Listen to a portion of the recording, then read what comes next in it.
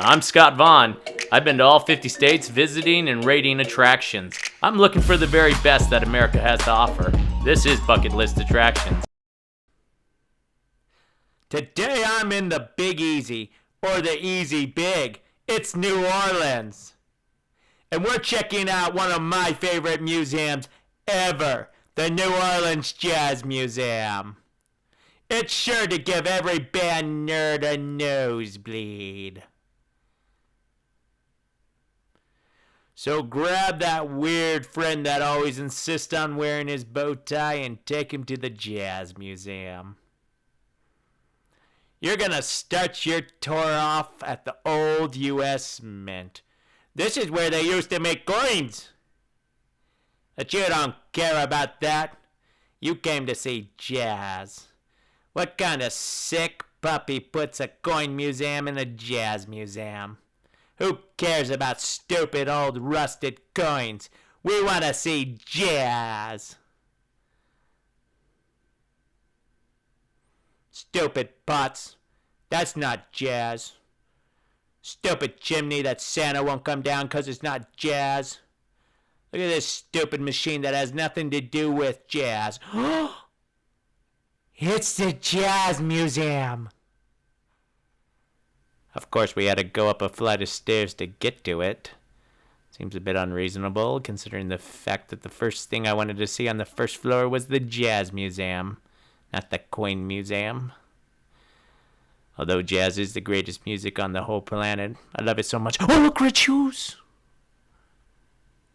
So much that it's such a great sound to my ears. I'd probably leave a bad review for this place if I didn't love jazz so much.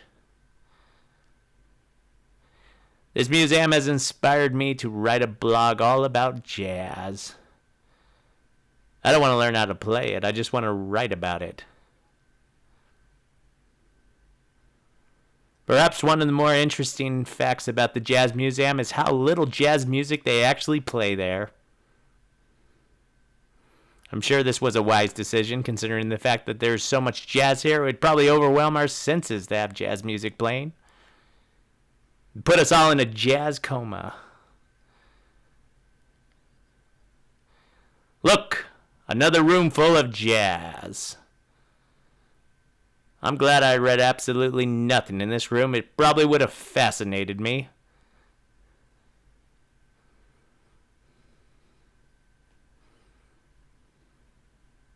And that's a violin, I believe.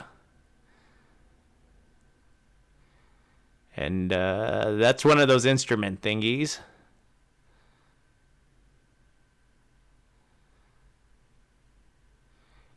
And that looks like something you can blow in. Oh, wow, look at that hat. That's a good looking hat. And this guy is enjoying this museum so much, he's probably looking up a whole bunch of facts on jazz. Look, another room full of jazz. It's important to note that Louisiana jazz is different from the Utah jazz.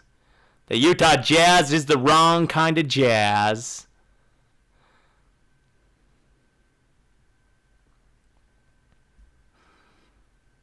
And that's the Jazz Museum. Now, most people are probably going to spend 45 minutes to an hour here. Or if you're like me and you get overwhelmed, 10 plus minutes tops. Now, if you enjoy watching old VHS tapes that skip around a lot, then you're going to absolutely love the Jazz Museum.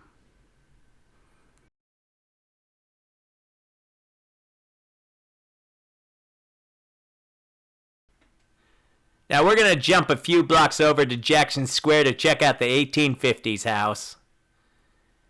This house starts in the back courtyard. You have to buy your ticket at the store.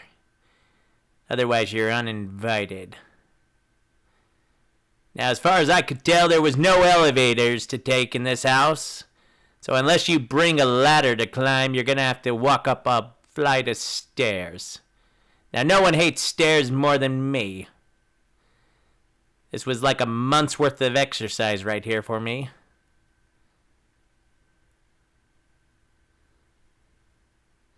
Now, throughout the house, there were panels of information. There wasn't a lot, but it was informative.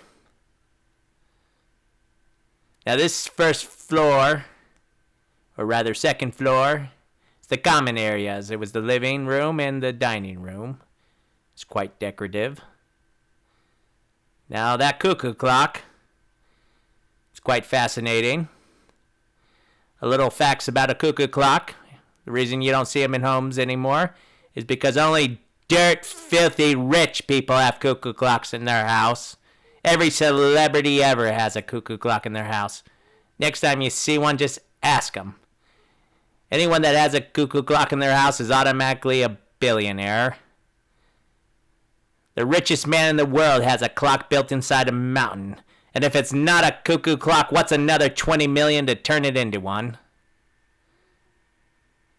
I think they should clear this room out, put some flat screens on the wall, maybe a dance floor and a jacuzzi, and rename this museum the 2021 House.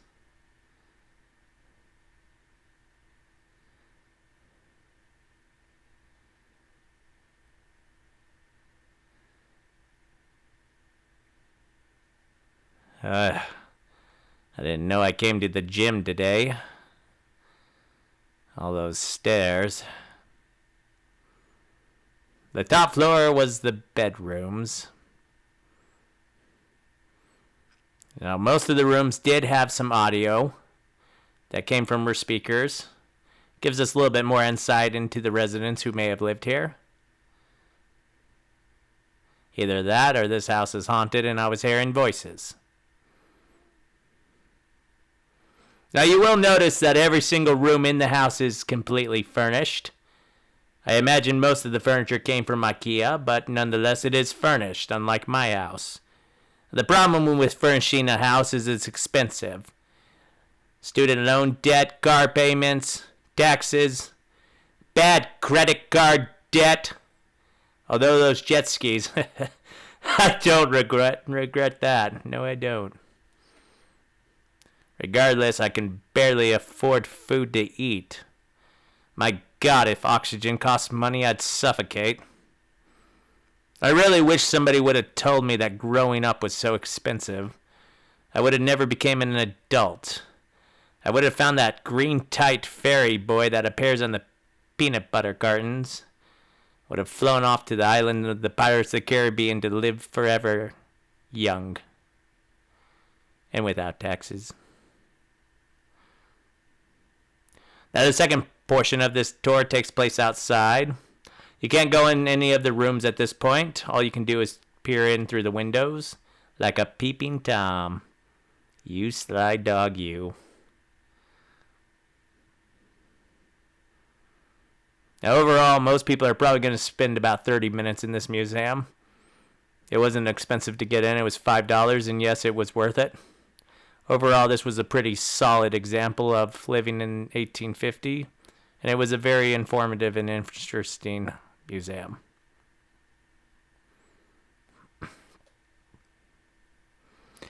If you like these videos, please subscribe.